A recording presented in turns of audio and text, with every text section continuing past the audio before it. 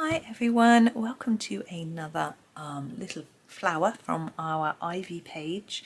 This is actually the very last flower in our third row, and there are 4 more rows to go, so we've still got a lot of this page to do, which is really good. I'm really having fun with it. I hope you're enjoying it too.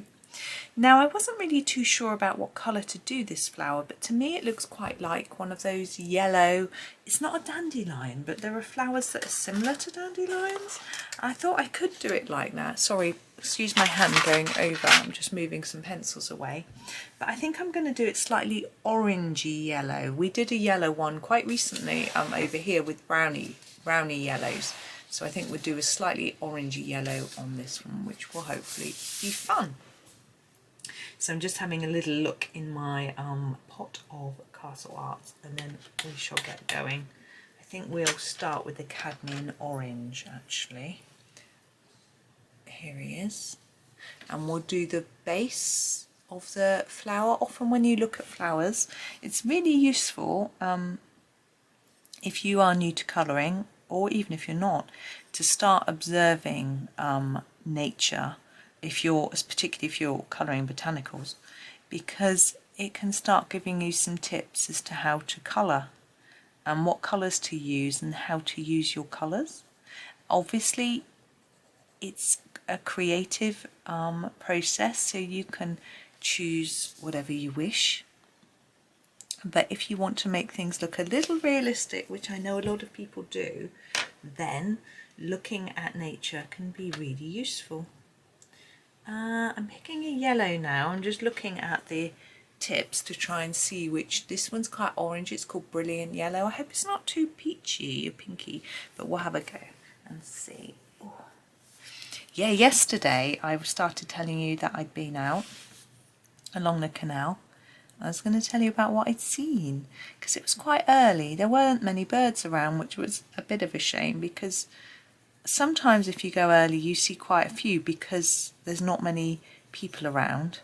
But on the other hand, this morning it was quite cold, not freezing cold but coldish, so I think they were still hiding, so I didn't see loads. I saw this gorgeous little moorhen, and he was in, there's a sort of little lake area, well, we call it the mill pond. I don't know whether that's its real name, it's just what it's called locally, you know. And moorhen was in there having a little bath. It was dipping itself in and out of the water. It was just the cutest. I'm just trying to pick my next colour. It's a bit dark in here. I'm going to try the Naples Yellow. Oops, I just held it completely out of shot. It looks slightly orangey on the tip to me. Now, if you'd swatched your pencils, which I always say that I don't do, you'd be able to look at your swatch chart to work out where to go with your colours. I'm going to go over all of it with this. I just want that orange to mix in a little bit better.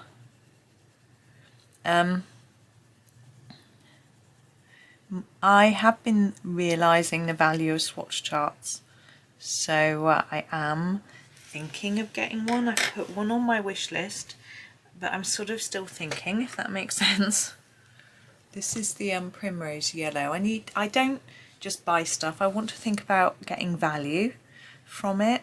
Now I'm thinking if I had one that I could sort of hang on the wall in here, and then I could just, if I could turn the pages over and over to the brand of pencil I happen to be using, you know, on a sort of ring, like a calendar, you know, then that might be quite useful.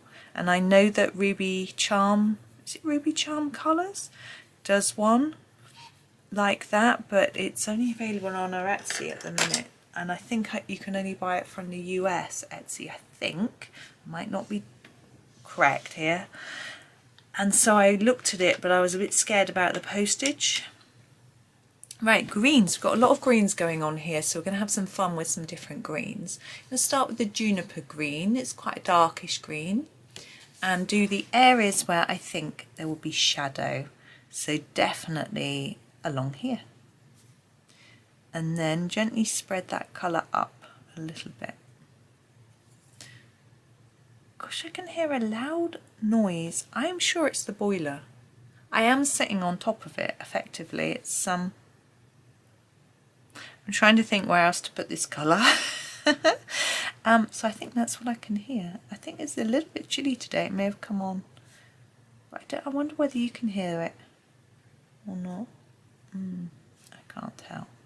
It's always very hard to know exactly what the microphone can pick up. So that's quite a dark green. We don't want too much dark. So, oops, my chair's banging against the... I'm going to go with the castle green next. I quite like this sort of mid-green. Oh, it's quite light actually. That'll be good. I think it works well with the oranges and yellows. We don't want it completely overtaken by green. We want to be able to see our yellows and oranges at the same time.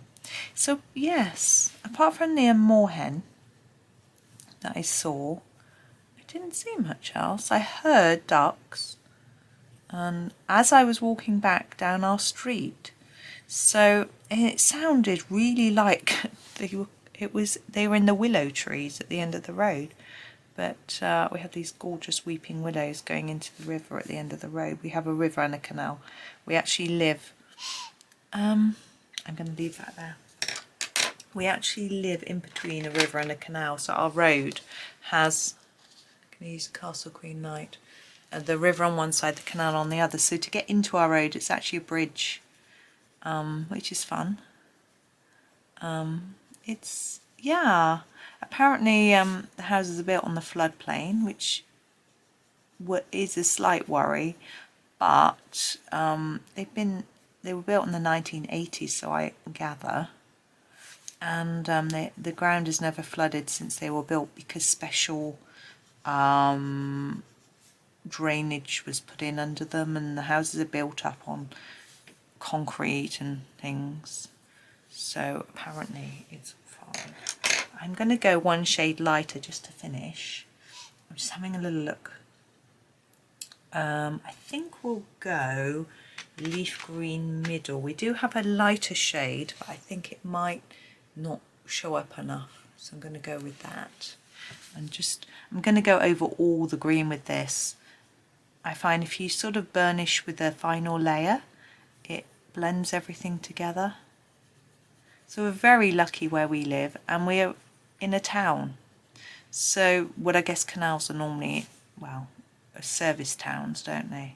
That's why they were built. But we, so within walking, we can walk for 10 minutes and be up on the top of the hill on a common.